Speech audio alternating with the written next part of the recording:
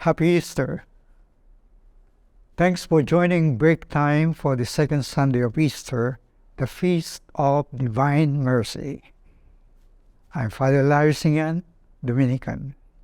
Our Gospel from John chapter 20 tells a lot about divine mercy, but my reflection will just focus on 3 points. First, God's mercy changes everything.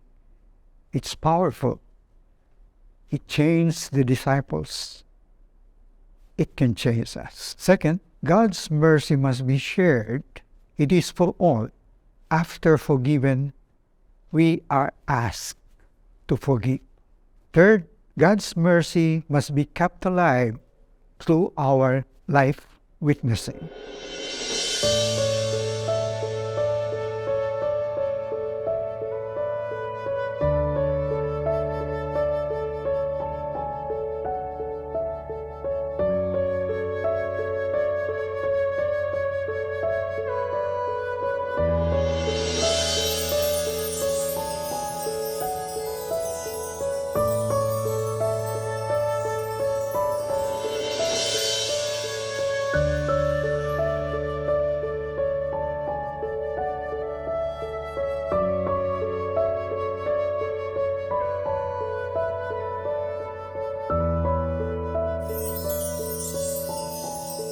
Divine mercy was the key that unlocked the doors of the disciples' minds and hearts. When they saw the risen Lord, their fear turned into joy, because Jesus said to them, "Peace be with you," and showed them his hands and his side. Jesus' greeting of peace and his condescending gesture of showing tangible proofs of love and mercy washed away whatever fear, shame, and guilt they felt. Jesus had forgiven them. There were changes. Everything changed for the best. And they rejoiced. The Easter joy of divine mercy is for all, so it must be shared. Jesus wants to have this blessing every time we go to confession.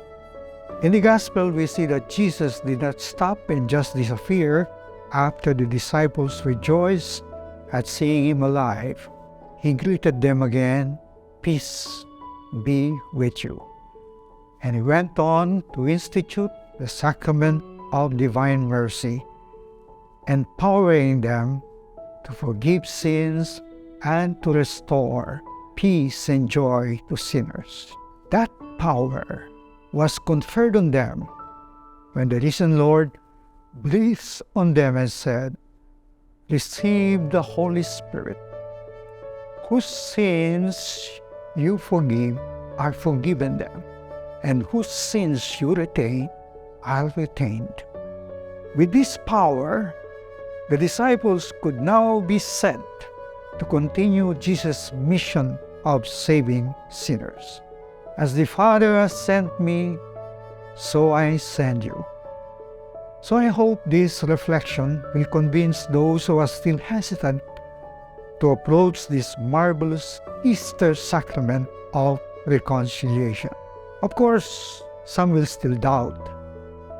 They will not be convinced unless they see tangible proofs, so they just rather confess directly to God. In this regard, they are no different from the doubting Thomas, who did not believe the testimony of the other disciples that they had seen the Lord. Thomas was not convinced. Why? Because he did not see much change in them since the first time Jesus appeared after the resurrection, except that now he was with them. The Gospel tells us that a week later the disciples were again inside, and the doors were locked, just like before. That was a telling sign that not much has really changed with them. The greeting, "Peace be with you," was repeated a third time, with the same condescending gesture from Jesus, showing his hands and his side. This time, to grant Thomas' personal condition in order for him to believe. Thomas finally believed and exclaimed, "My Lord and my God." I believe that our witnessing after being forgiven in confession can help to draw others to the sacrament. If people witness remarkable changes in us, like seeing us joyful, at peace, and always ready to forgive, then our testimony to the divine mercy of the risen Lord will ease their doubts.